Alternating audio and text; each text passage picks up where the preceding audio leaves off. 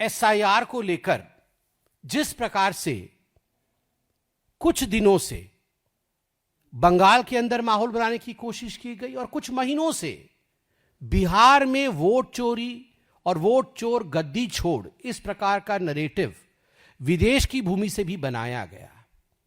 मुझे तो बड़ा आश्चर्य होता है कि कल सुप्रीम कोर्ट में जब ये पूरे विषय की सुनवाई कपिल सिब्बल जी खुद वकील के तौर पे कर रहे थे और चीफ जस्टिस ऑफ इंडिया की डबल बेंच इस विषय को सुन रही थी, तो मैं कहूंगा बारीकी से सुनवाई हुई है। और कल जो सुप्रीम कोर्ट का बयान है वो हम सब के लिए एक बहुत बड़ी सुनने वाला विषय है, एक बहुत बड़ी बात है। आप देखिए, आदरणीय ममता जी मुख्यमंत्री हैं वेस्ट बंगाल की। दुख इस बात का है, साधारण व्यक्ति क्या कहता है वो अलग बात है, इन्फ्लुएंसर क्या कहता है ये अलग विषय है, मगर जब एक मुख्यमंत्री कहती है कि आग लग जाएगा, देश टूट जाएगा, देश के नींव को हिला देंगे, भारतीय जनता पार्टी को छोड़ा नहीं जाएगा, हमारे ही कार्यकर्ताओं के खिलाफ उकसाया जाता है। बंगाल में न जाने कितने भारतीय जनता पार्टी के कार्यकर्ताओं को मारा गया है, मौत के घाट उतारा गया है, उसके बाद भी मुख्यमंत्री इस प्रकार की भाषा का प्रयोग करती है। सिद्दीकुल्लाह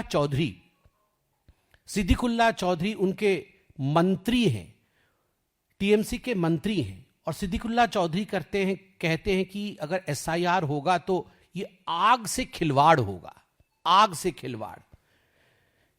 और तो हुमायूं कबीर के विषय में तो आप जानते हैं, वो तो चाहते हैं कि बेलडांगा में फिर से बाबरी मस्जिद बनाया जाए, विषय अलग है, मगर ऐसे लोग तो टीएमसी में है, दोबारा बाबरी मस्जिद भी बनाना चाहते हैं। मगर एसआईआर को लेकर सबसे बड़ी बात मैं अखबार से ही पढ़ना चाहूंगा, इससे बड़ी क्रेडिबिलिटी आप देखिए क्या आज अखबार कह रही है।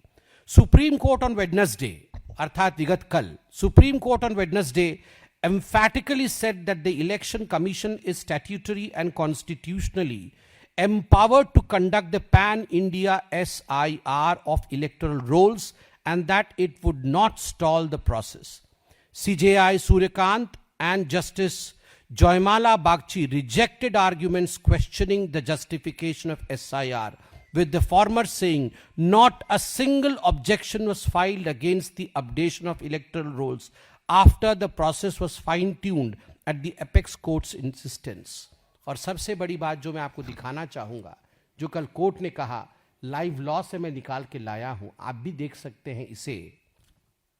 No voter came forward to challenge exclusion despite apprehension of mass deletions after Bihar SIR, Supreme Court. कोई वोटर सामने नहीं आया एक भी कंप्लेंट लेकर कि फर्जी तरीके से हमारा वोट का डिलीशन हुआ।